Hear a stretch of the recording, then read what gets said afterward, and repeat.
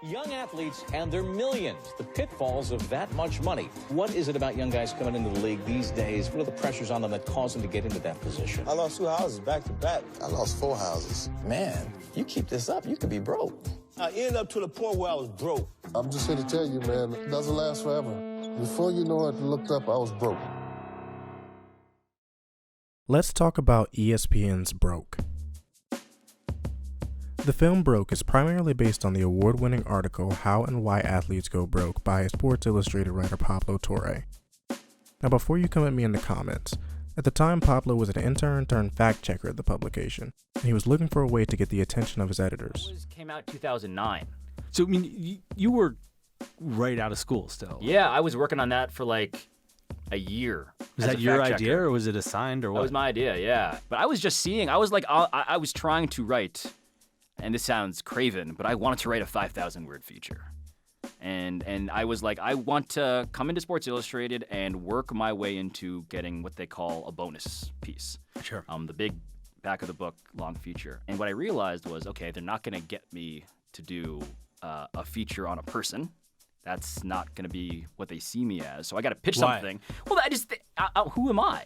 You're the guy who does all the TV. I'm the fact checker dude who sits across from Bill O'Reilly and gets yelled at about Michael Phelps and breathing technique. The article did really well and was a huge influence on the industry. It was predicated on stories we had seen for a long time, and most people thought athletes seemed to go broke a lot. But no one had ever actually put hard numbers to how widespread the problem was. I mean, it's basically about how and why athletes go broke. And yes. I remember reading it when it came out, and it was one of those things, as soon as I started reading it, I was like, how has this story not been done? Right. It's fascinating.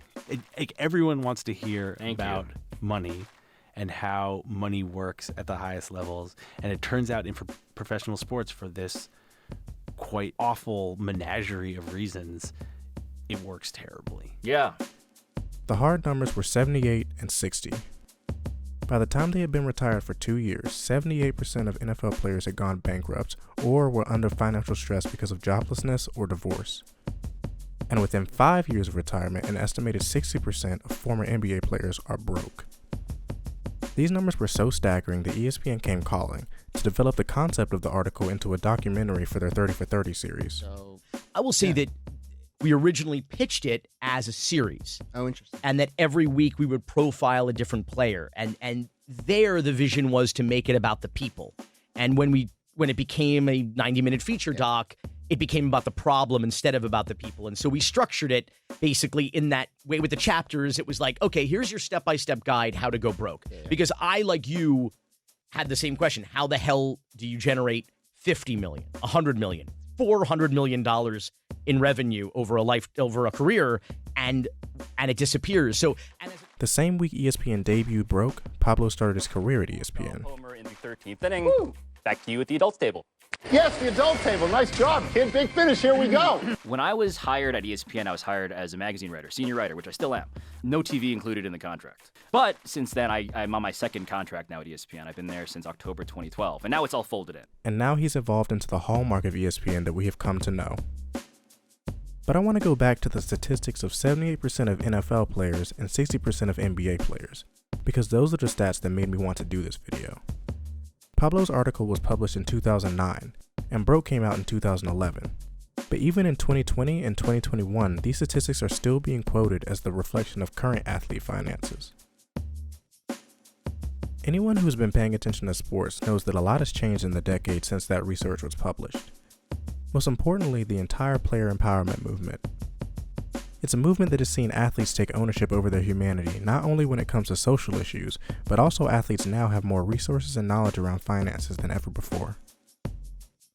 I would argue that the current player empowerment movement started in 2010 when LeBron James hosted The Decision, the now infamous TV program on ESPN when he announced his move to Miami in free agency. The Decision proved to be a self-admitted misstep for LeBron, but it turned into a situation where LeBron took the hit for doing publicly what many players wanted to do privately. Now we see players like Kevin Durant follow in his footsteps to be unapologetic in their free agency decision making, prioritizing their personal happiness and business opportunities. An underrated part of Kevin Durant's move to the Warriors was his new proximity to Silicon Valley and Hollywood. since his business 35 Ventures, which heavily invests in tech companies, and 35 Media, which serves as the creative development arm for his business interests, both do a lot of work in California. Players are much more cognizant of the ways they spend their money and knowledgeable about how to properly set up their finances to prevent financial downfall. These conversations around athlete finances have become so mainstream that it has become content for non-sports outlets. GQ has an entire YouTube series dedicated to showing how athletes spent their first $1 million. Players not only get to flaunt their flashy jewelry, but it's also an opportunity to show the investments they've made. Most athletes at this point know that investing is important, and there are opportunities to set themselves up for a prosperous future even after the life of their career. A huge part of the discussion in Broke emphasized the fact that these are people who make their highest salaries of their lifetime in their late teens and early 20s, and then have to figure out ways to make that money work for them for the rest of their lives. Yeah, if you look at my resume, my first job is being an NFL quarterback. While it seems like an easy task, the truth is that it's far from it. That's why articles and coverage of athlete success stories have not only become important, they've also become prominent. A 2020 article by CNBC discussed the increasing number of athletes involved in venture capital, for example, and showed a lot of companies which are popular among athletes. But what's more interesting to me is their list of the top athlete investors. Everyone on the list for the most part makes sense because they're MVP level stars of their sports, except Andre Iguodala. Iggy being involved in this list is important because it shows up-and-coming athletes that you don't have to be the highest paid player in the league to make the correct financial decisions and increase your wealth. And I feel like athletes know that. The thing that was most heartening about it was that when it aired, there was a lot of tweets and messages and posts from college players who were posting the sentiment of, I'm not going to be in broke too. And that's what makes me question why 12 years later we are still quoting the same article. When I first decided to make this video, I spent hours trying to find updated information to prove that athletes had learned from generations past and were successfully shaking the narrative of the broke former athlete.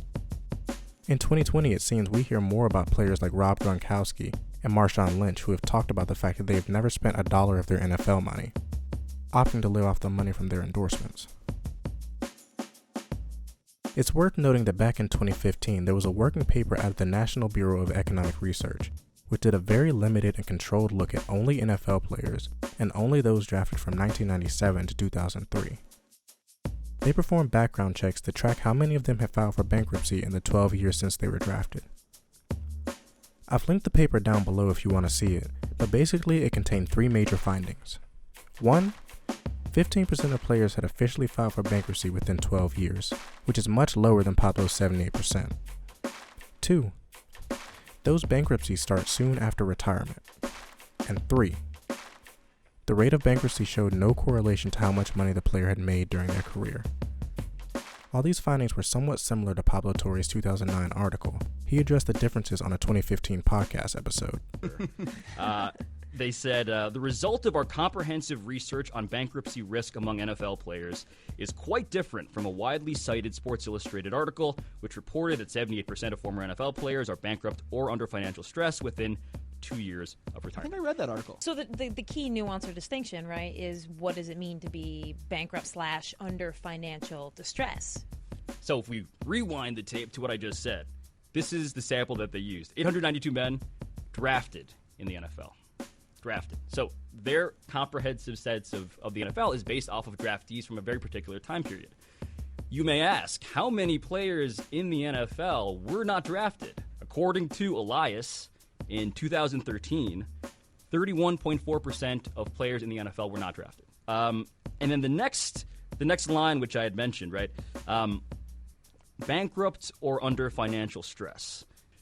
Being broke and being in poor financial health is more than simply having a bankruptcy filing. So the question is, how do we measure that in any sort of mass kind of accounting of a population?